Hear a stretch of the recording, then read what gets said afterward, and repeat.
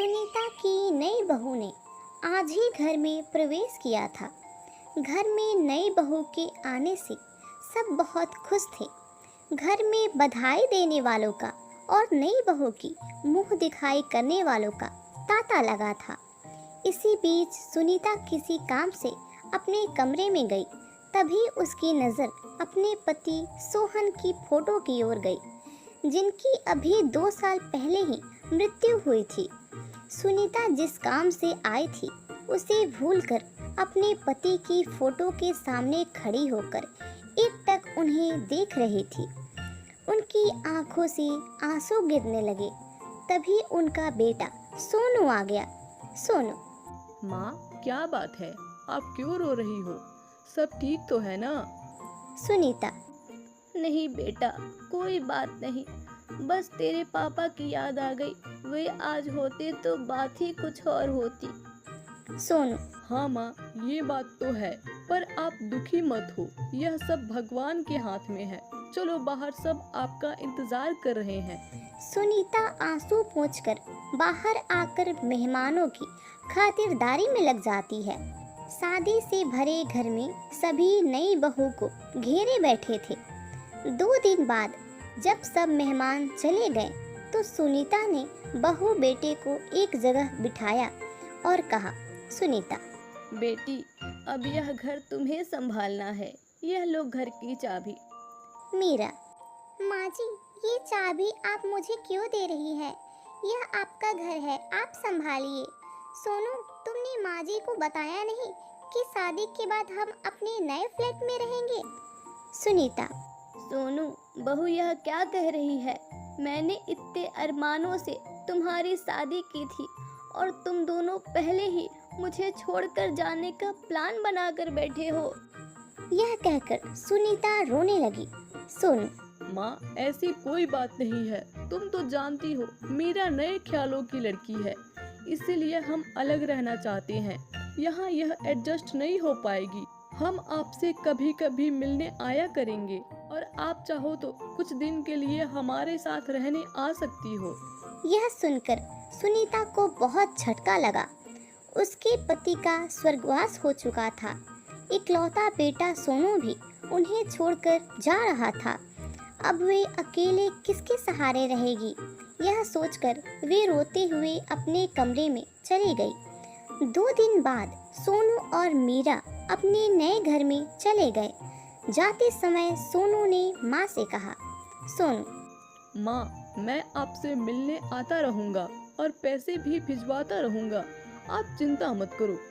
सुनीता, उसकी तुम चिंता मत करो। तेरे पापा इतना कुछ छोड़ कर गए हैं कि मैं जीवन भर सुख से रह सकती हूँ। तू जाकर अपनी गृहस्थी जमा, मेरी चिंता छोड़ दे। सोनू और मीरा दोनों चले गए। उनके जाने के बाद सुनीता फुट फुट कर रोई, लेकिन अब कौन था जो उनको चुप कराता? इसीलिए वो रोते रोते सो गई। जब उठी तो छत पर जाकर बैठ गई। इसी तरह कुछ दिन बीत गए। सोनू ने अपने नए घर जाकर एक बार भी माँ से बात नहीं की। सोनू के इस व्यवहार से सुनीता टूट सी गई थी। एक दिन सुनीता की बचपन की सहेली उनसे मिलने आई। रानी, सुनीता की सहेली। अरे सुनीता, कैसी हो? सोनू की शादी पर तो मैं नहीं आ सकी। सोचा आज जाकर बहू की मुंह दिखाई कर आती हूँ। बहू कहाँ है? सुनीता, रानी, वे दोनों ये घर छोड़कर चले गए। बहू मेरे साथ नहीं रहना चाहती है। यह सुनकर रानी को बहुत गुस्सा आया। उसने कहा, रानी, तू चिंता मत कर, मैं हूँ ना तेरे साथ। सुन, इस घर को पेइंग गेस्ट बना देते हैं। पास ही कॉलेज है, उसके बच्चे यहाँ आकर रहेंगे। उससे तुझे इनकम भी हो जाएगी और तेरा मन भी लगा रहेगा। सुनीता, लेकिन यह सब कैसे होगा? मुझे तो कुछ नहीं आता। रानी, मैं काफ़ी दिनों से यही काम कर रही हूँ। तू चिंता मत कर, मैं सब इंतज़ाम कर दूँगी। कुछ ही दिन में रानी ने सारा इंतज़ाम कर दिया। कॉलेज के बच्चे पेइंग गेस्ट की तरह वहाँ रहने लगे। सुनीता उनसे बातें करती रहती थी उनका अपने बच्चों की तरह ख्याल रखती। इन सब में समय कब निकल जाता पता ही नहीं चलता था। सुनीता इन सब से इतनी खुश रहने लगी कि उन्हें अब सोनू और मीरा की याद नहीं आती थी। बच्चे भी उन्हें बहुत मानते थे। इस तरह उनका अकेलापन दूर हो गया और उन्हें किसी पर बोझ भी नहीं बनना पड़ा। इधर सोनू और मीरा बहुत तंगी में चल रहे होते हैं। सोनू को जॉब से निकाल दिया जाता है, जिससे उन दोनों के पास पैसे खत्म होने लगते हैं। कहीं से उन्हें अपनी माँ के बारे में पता लगता है तो वो उनके साथ रहने आते हैं। सोनू और मीरा जैसे ही घर के अंदर जा रहे होते हैं तभी एक आवाज आता है, रुको। यह आवाज रानी की होती है। रानी, तुम्हारी हिम्मत कैसे हुई इस घर में कदम रखने की? जहाँ से आए हो निकल जाओ। पहले तो अपनी बेसहारा माँ को अकेले छोड़कर चले गए और जब खुद के पास पैसे नहीं रहे तो आ गए। वाह रे बच्चों वाह! लेकिन तुम लोग एक बार घर से बाहर कदम रख चुके हो, अब तुम लोग इस घर में कदम नहीं रख सकते हो, समझे? सोनू, आप होती कौन है हमें रोकने वाली? ये मेरा घर है और हम जब चाहे आ जा सकते हैं और निकलना हमें नहीं है, निकलना आपको है। चले जाइए यहाँ से। तभी वहाँ सुनीता आती है।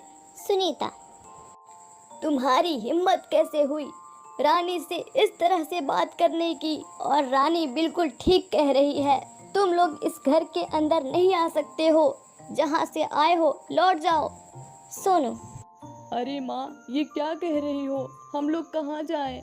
मेरी जॉब चली गई है और जिस फ्लैट में हम लोग रहते थे उस फ्लैट का मालिक भी हमें निकाल दिया क्योंकि हम लोग रेंट नहीं दे पाए। सुनीता, तुम लोग क्या कर पाए और क्या नहीं, ये सब जानने में मुझे कोई दिलचस्पी नहीं है।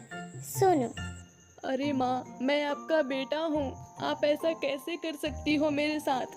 अभी जब मुझे आपके सहारे की ज़रूरत है तो आप मुझे घर से बाहर निकाल रही हो। एक माँ हो के आप ऐसा कैसे कर सकती हो? मीरा, हाँ माँ जी, आप ऐसा कैसे कर सकती हैं? हम आपके बेटे बहू हैं और आपका ये फर्ज बनता है कि आप हमारी मदद करें। मैं आपके साथ रहना चाहती हूँ, मैं आपकी सेवा करना चाहती हूँ। हम दोनों आपका बहुत सेवा करेंगे और आपके साथ खुशी से रहेंगे। सुनीता, वाह, आ गए फर्ज याद दिलाने। और तुम्हारा फर्ज कहाँ गया? जब तुम दोनों के फर्ज निभाने की बात आई तो पल्ला झाड़ के निकल गए और आज तुम मेरा फर्ज मुझे याद दिला रहे हो। और तुम क्या कह रही हो, तुम मेरी सेवा करोगी? जब देख लिया मेरे पास भी पैसे आ गए तो आ गई सेवा करने। लेकिन मैं तुम दोनों के ये चिकनी चुपड़ी बातों में नहीं फंसने वाली हूँ। तुम दोनों अभी के अभी यहाँ से निकल जाओ, वरना मैं अपने बच्चों को बुलाकर तुम दोनों को यहाँ से धक्के मार के निकलवाऊंगी।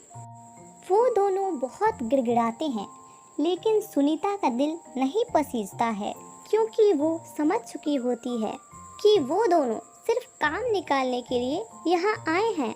फिर वो दरवाज़ा बंद करके रानी को लेकर अंदर चली जाती है।